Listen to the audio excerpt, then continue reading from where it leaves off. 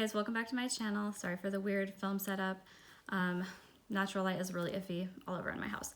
I wanted to talk today about the 5 things, and there are a lot, but 5 things that I really don't like in books. These are things that I feel really annoy me. I've seen them a lot, and I will try to give some examples, not too spoilery. I might spoil some books. I will try and tell you ahead of time so you can skip if you don't want those books spoiled.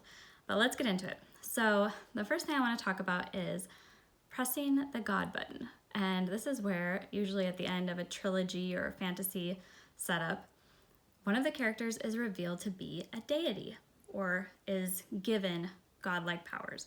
And that fixes all the problems. I don't like this. I get annoyed by it. This has happened in a few series that I've read, and I just did not enjoy it at all. So one series that I'll talk about that this is in, and if you can guess the main series I'm thinking of, put it in the comments. But I'm going to talk about a different one, Twilight. At the end of the series, spoilers, heavy spoilers. At the end of the series, it's revealed that Bella all along has had powers. And she is not just this average girl who Edward loves because she's so normal and average and wonderful and perfect and beautiful. No, she is extremely strong. She's a powerful super being. She has actually been blocking Edward the whole time. That's why he can't read her thoughts. So she is at the end of the book able to cast a shield of her power over all of the people that are in this final battle, and she saves the day. I didn't enjoy it. I don't enjoy Twilight that much to begin with, but I really didn't like that aspect of it. I feel like the author kind of wanted to make Bella somewhat redeemed, like she's not this weak, heroine. She's very strong at the end, and at that point in the series, I just didn't care anymore.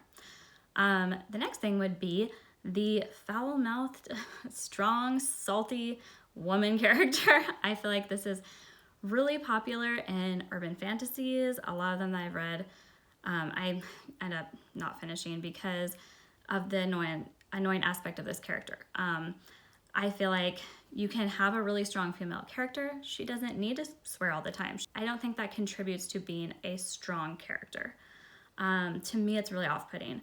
I don't care if there's language in a book, but it matters to me that this isn't it's like you're basically just having the idea of a strong female character can be this way. Like, this is what a feminist looks like. This is what a strong woman looks like. And they don't care, and they've got a chip on their shoulder, and they don't need no man. That's not, to me, what a strong female character looks like, and it is not something I enjoy. The other thing would be not ending a series when it should be ended. And I'm looking at you, Cassandra Clare. There are a lot of series that you can tell there was a natural ending point, and then it made a lot of money. And so the series continued. I thought Cassandra Clare's Mortal Instruments series was a huge, for me, the biggest example of this. I thought book 3 would be the end. I wouldn't reread those books, but I read them when they were popular and when they first came out, and they're fine. Then that series was huge. I mean, it was making a lot of money, and then there were more books.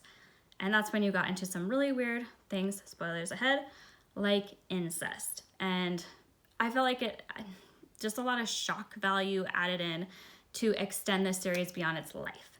I didn't care anymore. I never finished the series. I read, I think, the 4 books, and then I just couldn't even be bothered.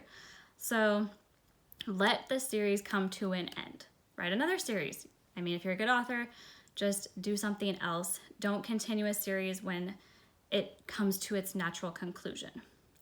The other thing I want to talk about is no character growth. So I love the Hunger Games. Love them. I was super into the movies when they came out, and I love the books. I read them all and dressed up to go to the movie premiere. Yeah, I'm a nerd. And I can look back at that series though and say, wow, did Katniss ever change? Did she ever learn? Was she the same the whole time and I just didn't notice? And then I'm like, yeah, she was. And that kind of bothers me. She didn't even at the end really take control over her own life. You know, she kind of just let the thing with Peeta happen, and it felt like, why wasn't this different, I guess, to me. Okay, so the final thing I'm going to talk about is the bait and switch. So I don't have a problem with love triangles. Normally I can see where it's going. Like Bella, Edward, Jacob. You know where this is going. She's loved Edward the whole time. The same thing with, I guess that's a spoiler. Same thing with like, I mean, I guess there was love triangles throughout, you know, the Cassandra Clare books, all those. I always feel like even with the Peeta, Gale, Katniss, spoiler, I knew where it was going. I always kind of felt like she was leading you towards what she wanted. I wasn't surprised when, you know, Katniss and Peeta ended up together. I wasn't surprised that Bella and Edward were together. I feel like that's kind of where the author is showing you, yeah, I just want this in for drama, and okay, whatever. Sometimes it's fine, but I don't like when there's a love triangle that happens way down the line or that comes out of nowhere. So I'm going to talk about, I think the biggest series this happens for me, it's just like, I don't know how popular this author is, but it was called Torn by Amanda Hocking. And the first book sets up this love story with this girl who's a Fae princess. She doesn't know it. And anyway, she gets involved with a guard. And he's never going to be able to be with her. He's a guard. She's a princess. But then, book 2, out of nowhere, another guy. And it was like, okay. So I'm not going to spoil it. But yeah, it really came out of nowhere. There's another book, one by Brandon Sanderson. And I actually stopped reading this series because there was a pretty obvious setup going on of a romantic relationship. And then in the next book, things were changed.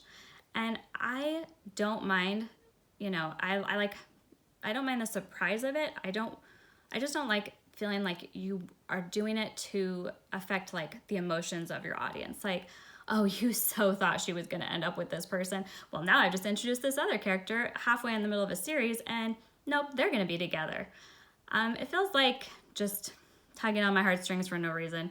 And if I'm invested in a relationship, I don't want to have to change halfway through a series. I'll just forget. I'll be like, whatever, bye series.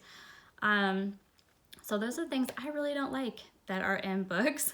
There are a lot of things, but these are some things that stood out to me as I was kind of going through my list of things that bother me and that I feel like come up a lot. So if you like this, please subscribe and definitely tell me what you don't like in the comments below, what things really bother you, and hope to talk to you soon.